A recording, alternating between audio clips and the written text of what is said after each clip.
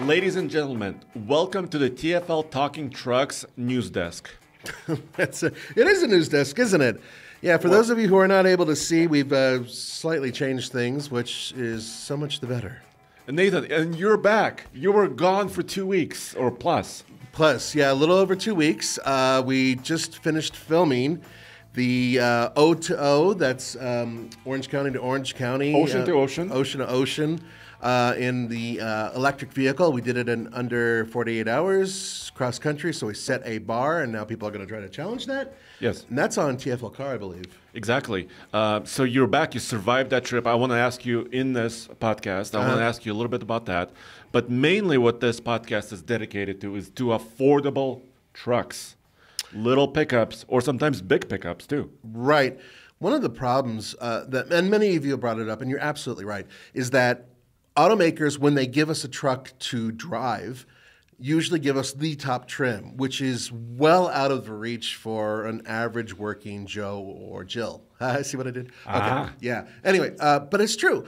$50,000, $60,000, $70,000, $80,000 trucks, that are supposed to be really between $30,000 and $40,000, they just don't seem to exist, or at least we don't seem to get them. So we decided to make some changes, and we being all of us here at TFL. So one of the first things that happened was Roman went on a hunt for the least expensive half-ton truck you can buy, and he came pretty close. Yes, so that was a huge thing. And we can talk about our truck, which is a Ram 1500 Classic. And then you've been on a search for a pickup, I don't know for how many years, because we've discussed this when the podcast began 2.5 years ago. Yep. We've discussed this before that. Yep. But because, you've had many personal vehicles, but tell me what you finally took delivery of. All right. Well, first of all, just real quick, a backstory. The last time I bought myself a new vehicle was 1999. Whoa. No kidding. 23 years ago? Yeah, and I gave that vehicle to my wife shortly after we got married because I wanted her to have a reliable vehicle that she really beat the crap out of. Anyway, so it's been a long time. I've always bought used vehicles. I usually believe in buying a certified pre-owned. However, something came over me. I began to realize that I have a wife and a daughter who drive my vehicles and smash them sometimes, but I wanted them to have something that had a really good warranty, reliable, and I figured new would be the way to go. Okay, so that was the first thing. Second thing was I wanted a small truck because I desperately missed my Toyota Tacoma, which you met before. Oh my God, I love that truck. It was a great truck. Very simple, four-wheel drive, but it was extended cab, SR5. Yeah. So very, very little in terms of frills. It was a great truck. Wife hated it, but I loved the size of it, and I thought, man, I'd love to get a truck that size again. I have my own reasons for a small truck, but I don't need anything super rugged. I'm going to have something separate as a toy to do that with. Anyway, so I looked at a variety of different vehicles, and I wound up with what you see behind me, and if you are not able to see it, it is the 2023 Hyundai Santa Cruz SEL. Nice. Yeah, all-wheel drive. We're talking about compact pickups here. Yes, and affordable ones at that. I set a bar. I wanted to have a truck, a small pickup, I should say, for under 35. Originally, it was around 30, but realistically, I wanted to get something under 35. So I set that amount. And for years, I've been shopping around looking, and it was between this vehicle, the Ford Maverick, which was a very close second, and the Nissan Frontier. I love the Especially Frontier. the previous generation, right? Because you were looking at those generations as well. But the new one I liked. I really liked the new one. I love. I adore it, especially that green one we had. I just thought, I always wanted a green vehicle. It's my favorite color. So there were all these little things, and after a while, after shaking the tree, and I'm lucky with the job I do because I can test these vehicles, like really test them, and I loved the Ford, but there were a couple things about the Ford that I just didn't like very much, and I brought one home, actually I brought two home, and had my wife kind of root around, and she wasn't very thrilled with it either, and I couldn't quite figure it out. One of the things I wasn't thrilled about with the Ford, the seating position, the comfort wasn't quite there for me. The Hyundai was a little bit better, just a little tiny bit. And yes, the Hyundai that we have long term was really nice, but I wasn't interested in that one at all. I wanted Well, that one's $40,000 plus. yeah. Our long-term tester. Yeah, if you actually featured it out as a 2023, that's a 2022, but if you as a 2023, it's almost exactly $10,000 more than the price I paid on my truck. What did you pay? What did you pay? I paid $32,500 was what it kind of came out to before tax and stuff like that. Oh, that's before tax. Yeah. Okay. But all in all, I was well under. I was around 34, I think, and no, actually 33 and change. When But the everything sticker was about what, 31, 32-ish? It was 31. Okay. Yeah. All right. Well, that's affordable. I mean, all-wheel drive, 4 doors, 5 seats, little bed. Yep. Not a huge bed, but still a bed. It's still Without the roll top and all that other stuff, which I'll get to in a second. I would say it's a pickup. Yes, you may say, oh, it doesn't have a giant frame underneath it. It's not a truck. Well, it is a pickup. It has a bed. Yeah, and also it's capable of hauling between 1,500 and 1,700 pounds, which is better than some full-size trucks. Actually, that's better than a white Ram 1,500 Classic that we just purchased. Well, what's the rating or the the rating? payload is about 1,550. Yeah, mine's more. But you have a base engine, right? Yeah, which means 3,500 pound tow. Not a turbo. No.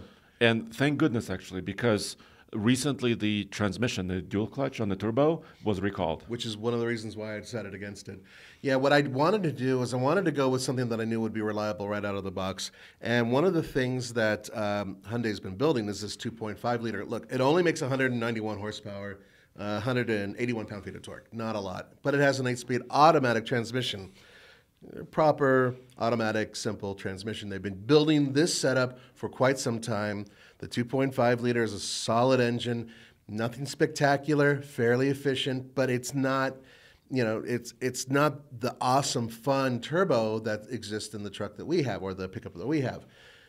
But it also doesn't have that dual clutch transmission, which I'm thrilled about because I did not like using that dual clutch in various situations, especially in stop-and-go traffic and off-roading.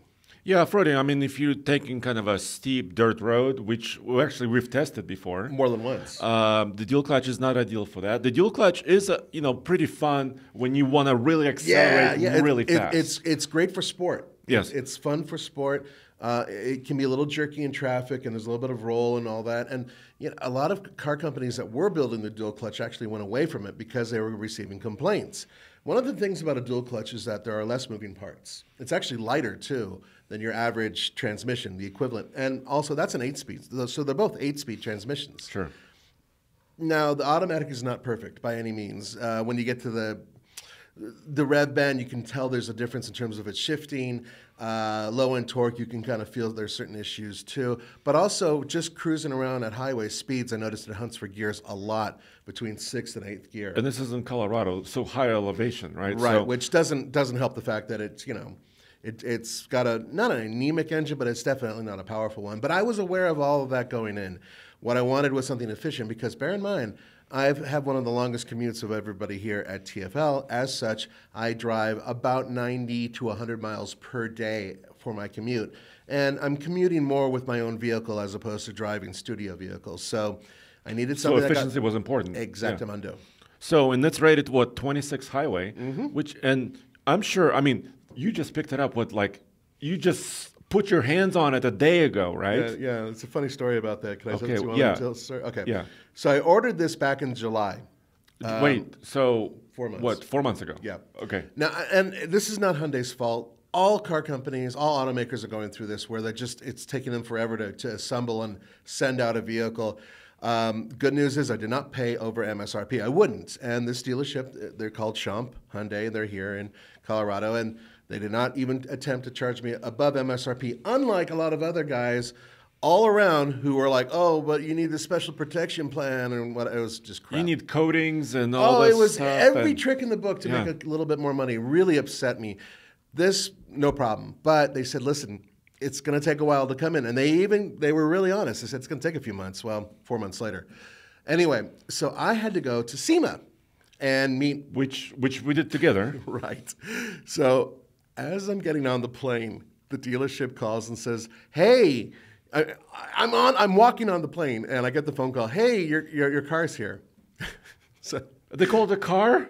Well, it Oh. doesn't. It's fine. I call it a pickup and okay. whatever. It doesn't matter. I don't care. That's the thing. It doesn't really matter what you call it. Yes. Anyway, so I had to call my wife, who already was like, really? And I sent her over there to take care of the final paperwork and pick up the vehicle. Now, here's the good news. They figured out who I was, and so the salesperson didn't try to add anything to it or anything else like that, but was very gracious and took my wife all around all the features of the vehicle so she would learn it. More importantly, she became a lot more enthusiastic about it. And so the next phone call I got from her is, "This is really cool. I love it." And I thought, yes. Oh, wow. That was a plus? Yeah, that is a plus. Okay. But still, I'm already on the road. In fact, by the time she brought it home, I was about to leave SEMA and go directly to doing the O2O trip, which happened the next day after Which was SEMA. the cannonball from California to Florida, which we mentioned. Right. Which was insane, and you could see that on TFL Car. Yeah. Yes. The day before we're at SEMA, the next day we are on the road with Roman and our camera guy going all the way across country and doing it in less than 48 hours in an electric vehicle. So you basically, on that trip, you only stopped to charge. You never went to the hotel. No hotels, nothing like that. Usually, I would say a majority of our stops were less than 20 minutes because we go from 30% to 80% and then keep on going. And we used Electrify America because, well, frankly, they have the fast chargers, and they also sponsored part of this. Regardless of that, we did not use solely those chargers. There were a couple spots where we had to use other ones, and that's where some problems came up. So while you're doing this, and this is a lot of stress and a lot of, also excitement. My wife's driving my car. She's driving your Santa Cruz in Colorado. Yeah, now I understand this, that both my wife and my daughter have managed to drive vehicles that I owned that they totaled. I remember the Mitsubishi. Yeah. Yeah, that was my wife, and then my Nissan, my beloved Nissan, my daughter. But your daughter, it wasn't your daughter's fault, or your wife's fault. Or my wife's fault, Yes. but they were in the vehicle at the time, and as such, I assigned some of the blame to them. Okay, so my brand new, first time in 23 years vehicle, being driven around by my wife, but she loves it. And she picks up my daughter, and fortunately, and when I got the phone call on the road, and hey, can I let your daughter drive it? I said, no. There was an adjective before then. Not yet. I want to be in the vehicle when she drives it, and we're going to be in like an empty parking lot or something. She's been driving for almost 3 years. But anyway, okay. So finally. Yes. Now we get to Orlando. I drop off Roman and Cole, our camera guy, at the airport. They fly home. But now your job is to bring this Hyundai Ioniq 5 coast-to-coast cannonball car back to California. Yeah. Now, this is my choice. This wasn't Roman forcing me to do it, just to be fair. We could have put it on a trailer and sent it back, and it would have cost a lot of money. This may have saved us a little bit of dough, but also it gave me an opportunity to do something kind of cathartic and drive it back.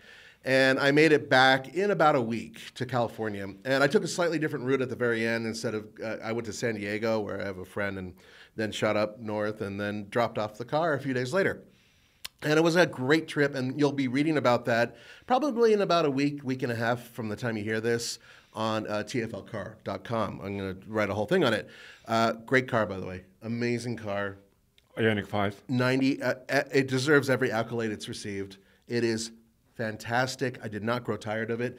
Really, there were only 2 flaws, and everything else was perfect. Really good car. But wait until you read this. Right, and this is a truck show, so I'm not going to talk about a car. Okay. Anyway, so I do all that. So now it's 2 weeks later. I hop on a plane to come back home finally, and I land at the airport. My wife left it at a valet.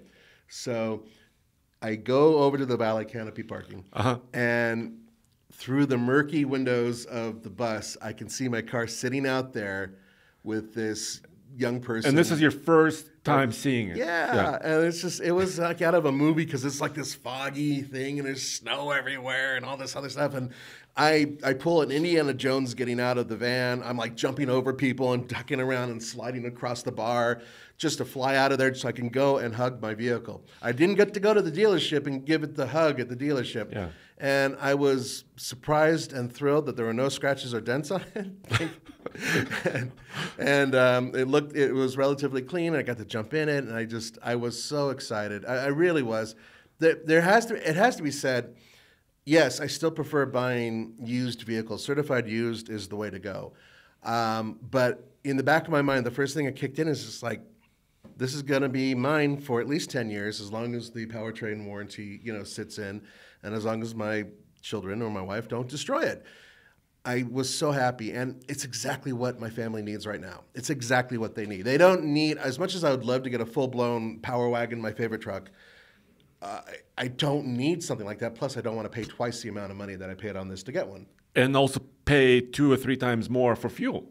And insurance. Driving the Power Wagon. Yeah. Yes. Oh, well, yeah, that's the other thing is fuel. But yeah, this thing is just, it's economical, it does the job, and it's just a real simple vehicle. Sage green. Yep, that's the color. Sage green, right? Which somebody else, there's another person on YouTube, quoted this as being Boba Fett green. And that's exactly what my son said without any prompting. Huh. He said it looks kind of like Boba Fett's armor. And my wife likes the wheels, which is strange. There are very few things on it I want to change right off the bat, but there are a couple. So are you going to slam it, make it a low rider? I put a little airbags in it and bounce it. Yeah. No, I'm not going to lift it. And some guys have already done that. I don't want to ruin the ride. It rides fine, but I do want to replace the tires and the steering wheel.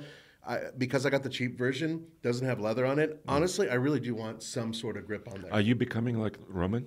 I'm not going to be as bad as him ever. Okay. But yeah, I do want to add a couple things, and it needs a couple things. But in terms of just what it does, it's great. Now, by the way, if you're thinking about buying a Santa Cruz, yes, the trim start at SE. They go to SEL. What do we have a limited? What do we have? We have an SEL Premium. There's also now the Night Edition. The Night Edition, right. And also Limited is a very top end. Right. The one we have, actually I've been driving it recently because I needed a commuter for a long-term vehicle. I've been driving the Santa Cruz. We have, leather and all that stuff. We have a tonneau cover.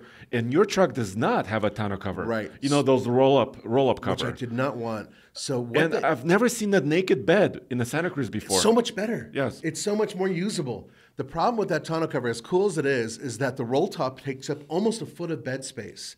In a 4 foot and change bed, that really makes it small and even less useful. So when I went to outfit this vehicle, one of the things you can get on the SEL is there's an additional activity package, which I think is about $32,500, I believe is what the activity package is. That gives you roof rails, which is the one thing I regret not having. I believe a power opening rear, tiny little glass portion, sunroof.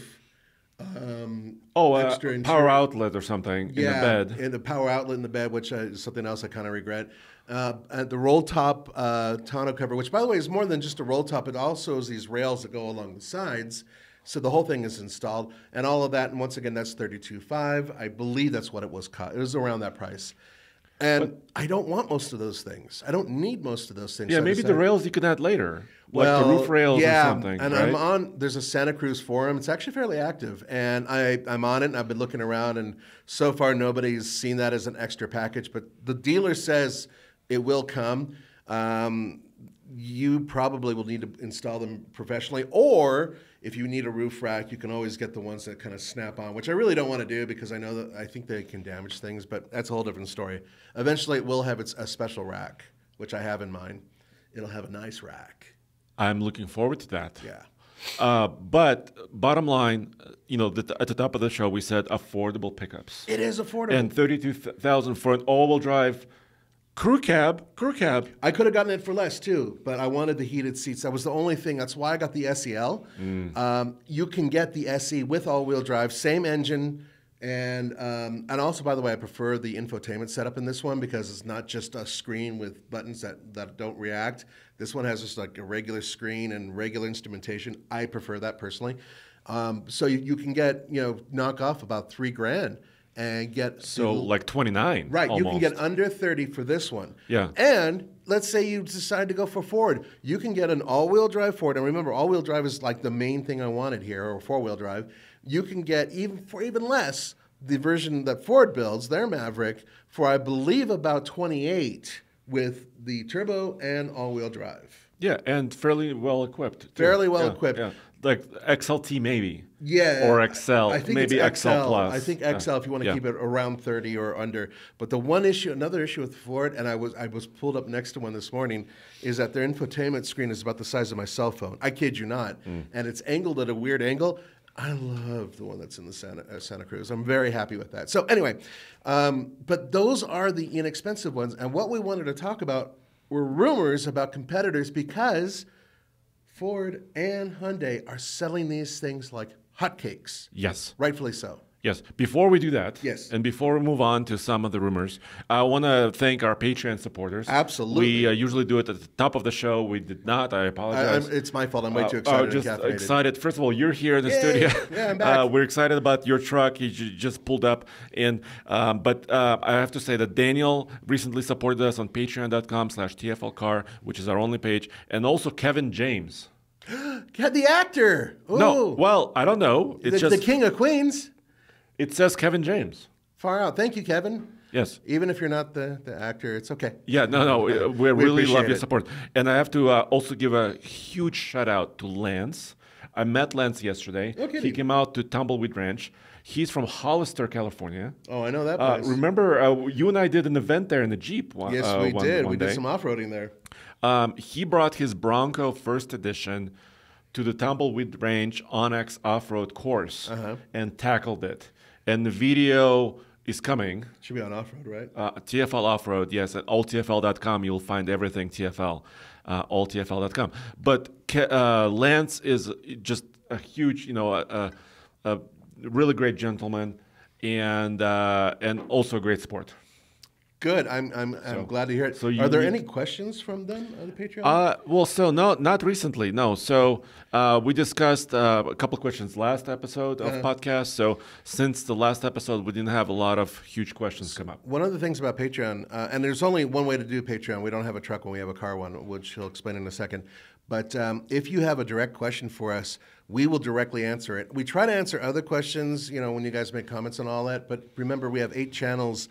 And you guys average, for every 10,000 views, about 800 comments. So we can only answer so many before we have to move on. But with Patreon, if there's a question, we will answer it. And we often do it here on the show. Exactly. Or just typing it into the Patreon. So and where can they go for Patreon? Patreon.com/TFL Car. Right. I did that page eons ago, and back then we didn't have many channels. No, we definitely didn't have this many. So anyway, before we go to some rumors, I really wanted to once again bring our attention to the truck we TFL bought. Right. Which only happened about 5 days ago. That's right. Now there is a video already out there on that where Roman and Tommy actually went out and to Boise, Idaho, to pick the truck up. And things went well, actually, under the circumstances. Yeah, Peterson Auto Group was the dealership we worked through, and we really, Roman wasn't kidding when he said we spent about a month, mainly he, spent about a month searching for the most affordable full-size pickup with 4-wheel drive. We initially looked at 2-wheel drive trucks because actually for Ram, for this classic previous generation truck that they still build, I looked this up last night because I needed to make certain. 4-wheel drive system is a $7,000 option. Damn! For $7,000, I could buy a really good used truck. Yeah, exactly. Anyways, we wanted a brand new vehicle that was 4-wheel drive, so we paid $37,400 approximately as TFL after a couple of rebates. So still, under $40K, a full-size truck with a V6 and 4-wheel drive, and we have many videos coming. Yeah, we do. Now, by the way, I just want to do my impression of Roman over the past month. For those of you who are not able to watch this, I'm holding my phone up to my face, and this is what he would do. He would walk around our office area and say, "So is the truck still for sale? Really? Because it was still listed." Okay. The answer is no. The answer is no. Okay. Oh, you have one for $52,000. Yeah, thanks. Bye. Click. But wasn't that him every day? Yeah, on the phone? And we got a lot of actually emails and comments and feedback from you guys. You guys actually helping us find a truck, right?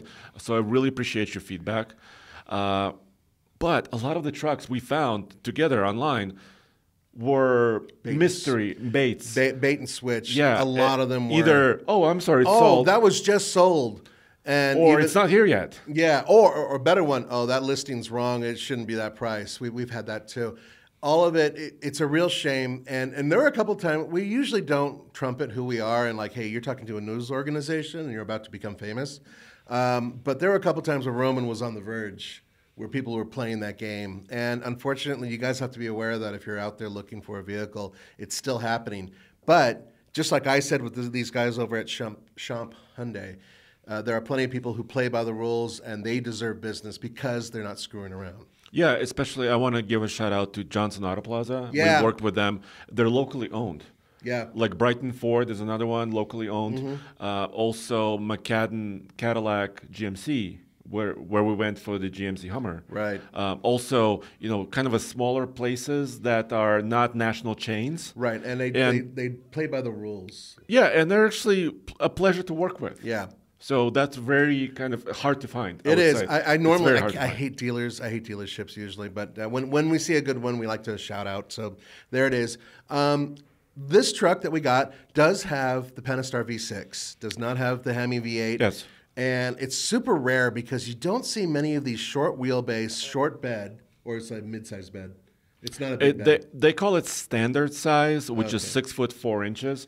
There's now only two.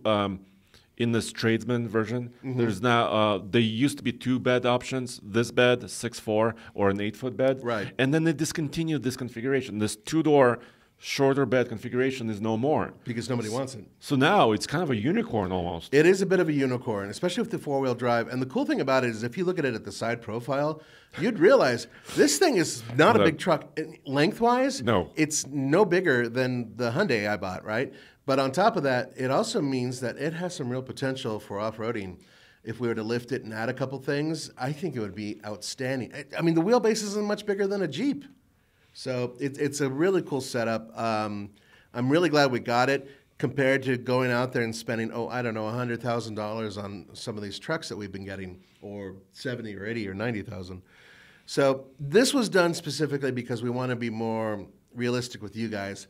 Buying these stupid expensive trucks doesn't always mean that you guys are going to watch the video, because who cares if we're putting together a video on a truck that costs $79,000 or $91,000 or whatever the case may be. Yeah. So here we are. We're doing it this way, and hopefully we'll get more too. I would love to get another one as well, maybe some sort of midsize in the future, especially because we're kind of comparing them all.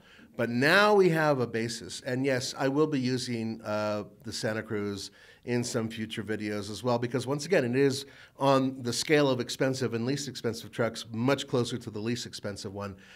Still the cheapest, the least expensive, I should say, pickup truck you can get. Yeah, see, that's a great shot of that. Is the Ford Maverick hybrid base model. Front-wheel drive. Front-wheel drive. It's the only way it comes right now, front-wheel drive with the hybrid system. That's an excellent vehicle, by the way, but it didn't have all-wheel drive, which is why I didn't bother. That one, I believe you can get in the low 20s still. I know they bumped the price a little bit. And they're hard to find still. Oh, my God, yeah. Like you said, they're very popular. Yeah. You said... it took Ford by surprise. They were honest about that. They did not expect the popularity of this truck to blow through the roof, which is why you're seeing different trims of it. And I think that they're seriously reconsidering what they're going to be doing in the future with a vehicle like this. And I think other manufacturers and other reconsidering. Which is why we're going to be talking about rumors in a minute, because there's some serious stuff here. So first, couple things surprised me about our Ram Shorty. Yeah. I also want to call him Stubbs. Stubby's kind of good. Yeah, Stubbs. Stubbs. First of all, the only door, because it has 2 doors, so the only door on each side is really long. So the entry point is very, very large. And they actually have a unique door card when you open it. I'll show you later. Okay. It has an extra pocket. No kidding. Yes. So that surprised me. Okay. I didn't quite realize that. It's a bench seat, right? But it's a split. You could fold the center. Oh, cool. So it's still a 3-person vehicle. And also, it weighs about 4,800 pounds, which for a full-size truck is actually fairly lightweight. That's pretty close to under 5,000 pounds. Yeah, that's almost what my vehicle weighs. Yes, so you would think that the 3.6-liter V6 would be anemic, in this, but it's not, because it doesn't weigh much. Yes. Right. So it's actually quite surprising and quite... Well, it's about 300 horsepower, right? Yeah, yeah, which is quite a lot of horsepower, actually. For a truck that light, that's actually will make it get up and move. So the real question is, What's it like to drive daily? What's it like to tow with it? What's it like to haul with? Guess what? We're going to be doing all that and a lot more with it. Yeah, and we're launching a series which is coming in a few days called Let's Find Out. That's our kind of banner, Let's Find Out. And we'll be doing real world stuff. For example, the first one will be economy, MPG, with fully properly inflated tires versus underinflated tires. We really want to find out how because winter is here. Yep. And a lot of the times people don't realize that their pressures go down in the winter. By a significant amount in some cases. Yeah, and that could really affect your performance, your tire wear, and your economy. Yeah, absolutely. So we'll this is our test truck for that. Yeah, absolutely. Okay. So that's exciting. So now let's kick off the rumor section of the tiny affordable pickup truck. And I want to show you this image. This image doesn't belong to us. This is from Auto Evolution. But somebody overseas captured a prototype truck, which they think is a Kia, which has a solid rear axle. If you see the pumpkin? Yes, I see it. So there are some rumors flying around that Kia might be working on a version of a Santa Cruz. Yeah, here's another view of it. Hopefully you could see it. Anyway, there's a prototype overseas that's very interesting. So the Kia Borrego, if you guys remember that, didn't last very long here because they just brought it out at the wrong time, 2008, 2009. Actually, it was a good vehicle. It was a really good vehicle. It had a proper frame on it. And from what I heard about this particular vehicle, what they're doing is they're taking that frame, they've beefed it up, and they're actually going to be building this. Whether or not it comes to our market, well, that's up in the air. But here's the cool part. If Hyundai Kia pulls this off, that means that they'll have this compact small truck, basically what I drive, yes, and then they'll have the next model up. And this is really much closer to like a current day Tacoma, which is huge if you consider where its small beginnings were. It's actually a fairly good sized vehicle. So if they build this, yeah, it's sometimes hard to say from the prototype images how big the actual vehicle is. But knowing the Borrego yes, platform, that was a mid-size or it was even a bigger. Yeah, it was. Well, when the Borrego came out, it was about the size of a Ford Explorer.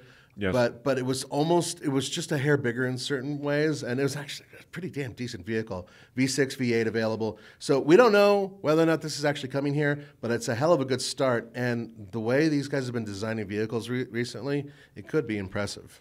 Well, what about this? There's so many rumors about this. Okay, so I can What is Toyota doing, or will they do anything? So I have some quotes that were actually acquired by Motor Trend, and there's some other periodicals out there that got some quotes.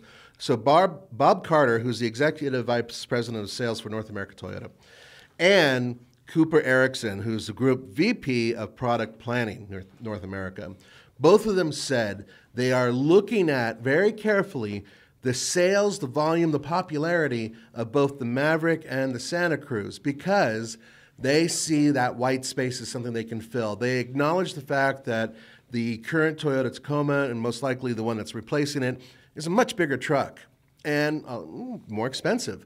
And they see an entry-level point as a good place to start a new vehicle. On top of that, they did mention possibility for a smaller frame or a TNGA platform, depending on what consumer requests are. And they're looking at that. Now, this quote was taken back in June 2022.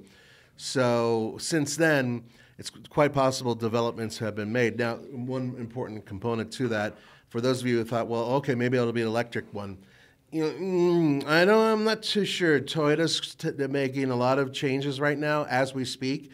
So this could be, I'm almost positive if they build this, it'll be a hybrid. And it will probably be based, my guess is on the TNGA platform. And it'll probably be something that will compete directly with the Ford Maverick. That's my guess, and that makes the most sense. And Toyota would have almost an instant hit because they already have the built-in reliability reputation right there, and I think that would help them. But there's more. I just lost my laptop. Okay, that's okay. We can keep going while you get it back. We can. Okay. So I just wanted to make a comment about what Toyota is doing. So yes, I saw those comments, from Bob Carter and some other kind of executives, Cooper Erickson, high level people at Toyota were talking about this. What I was trying to pull up on the computer when my laptop just died was the sales numbers from last month because we mentioned it. Ford Maverick outsold a Kia Forte in that month. And the Kia Forte is an affordable little sedan that they sell thousands of. Yeah. So 9,000, I think, approximately Mavericks were sold in 1 month. So everybody needs to take notice of this. They do, and they already have, obviously. And Ford would sell more if they could build more. Yes, that's the thing. So that's crazy. Yes, it's inevitable that other people are going to want to catch up and meet Ford because of doing it. Also, Hyundai has been selling the hell out of their Santa Cruz. Once again, very popular vehicle. One of the more popular ones. Estimates are that within the next 2 years, the Santa Cruz could be one of the best-selling vehicles. That's saying a lot. I mean, but they're looking at the sales trajectory right now. Okay, let's move on, because another one that's been really rumored, heavily rumored, I should say, to build a small and/or mid-sized vehicle is, big surprise, Ram. Now, Mike Koval Jr.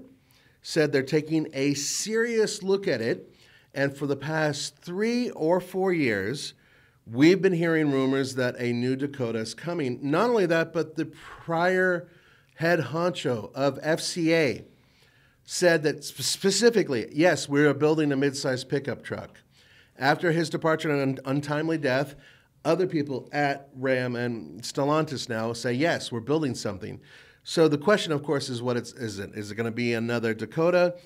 There's absolutely nothing concrete. However, we do know that overseas, Stellantis/Fiat has been selling several vehicles that would compete in this class that have been tested here in the States. We've seen them on the streets in Detroit before, and it's entirely possible that they could be using one of those as a platform for the Ram 200 or some of the other things that they're calling it in Mexico and in Saudi Arabia and some other places. I think Ram 50 is another one that they've been using. So Ram 500? Yeah, there's like 500 and 1,000. That's it. So they're using some numeric values there Right. as well. I recently was watching or rewatching. Remember that electric day that they had at Stellantis? Yes. They called it the EV day, and I believe that portion, it was a long multi-hour deal. Yeah. But that portion I was watching had Ralph Gilles, one of their chief designers. Yeah, we know Ralph quite well. Yeah. He's a cool dude. But he brought like a little silhouette of a mid-sized looking truck that was supposedly on an electric platform. And they didn't say any names. They didn't say boo. Nothing. But Right. there was a little image flashing behind them. So it could be electric. We don't know. Yeah, Which that's- means it's still a couple years away. Yeah, because it's not going to come now. No, because they need to. The Revolution has to come out. The Revolution, for those of you who don't know, is Ram's next vehicle that will be an electric pickup truck that's mid-size. Well, Sorry, no, that's no. full size. That's No, full yeah, yeah. size. But might have. I'm sorry, but might have a hybrid powertrain as an option. Or a range extender. Or a range extender. Well, so we're hearing about that as well. But unfortunately, there is nothing else out there that really is solid. But there was one other thing. Mitsubishi has brought over several of their vehicles they have been testing exactly right here in the United States. Mitsubishi and Ram/Dodge/Stellantis have always had a relationship of some sort. So the overseas Rams that we've been talking about, some of those have been based on the, what is it? The L200? L200, and Yeah. there's another name too. There's like a Triton. No, Triton, that's the other one. Yeah, Triton. Yeah. So, and those vehicles have been testing here in the States as well. Now, bear in mind, even though they're testing here, it could very well be that they're simply here to test high speed, high altitude emissions. That's what they do here, and we've seen that before. I even worked at a company that did that, so it may mean nothing. However, we've been seeing a lot of them, and that mid-sized truck overseas is highly rated, so that could be quite good. But there's more, so let's finally get to Nissan. Yeah, Nissan and GM maybe. We need to mention them because they should do something here. Well, General Motors has not made any actual statements that I know of about anything recently. Nissan has. General Motors, yes, they did build the Montana, which is being sold in overseas markets and also in South America. And there's a new one that's coming out, and it's entirely possible they may decide to bring something out here like that. It would compete directly with the Maverick and with the Santa Cruz. That one has a 4-cylinder engine. I don't know of anything special about it in terms of powertrains or anything like that. But General Motors is moving over to electrification. So it's entirely possible that they may bring back, who knows, the Chevy Love? I don't know. But something that is based on an electric platform, perhaps something that shares with the upcoming Equinox, which is not as expensive or as built up as, say, the Hummer, which is ridiculous in terms of its weight and power and everything else. And price. Now, Nissan recently teased everybody with their Surf Out concept. Now, we know that their Frontier is doing extremely well in the market for good reason. It's a really, really good truck. But that is a one powertrain, basically one trim level, not trim level, but one setup truck. It's only available to quad cab or the crew cab. The Frontier? The Frontier. No. Well, no. And King Cab and also. King Cab. Which is extended. Right. But still only one frame size. Right. That was where I was going with that. So there's no standard cab. There's no smaller, cheaper version is what I'm trying to get to. Or a two-door or anything like that. Right. So there is sort of this ether. Now, Nissan does have the Aria coming out. And the rumors are that the Surf Out or something similar to it could be based on the Nissan Aria platform, which would immediately give them a small electric pickup truck to hit this entry-level stage. And essentially, it could be something that would be a winner. Right now, Nissan's kind of sucking wind because that took them so long for their Aria to come out, and it's really expensive. And frankly, according to people who've already driven it, it just doesn't seem as competitive as some of the other ones that the Koreans have come out with, even the Germans. But if they build the Surf Out or something like that, without the translucent panels, I don't think they're going to keep that. Mm-hmm.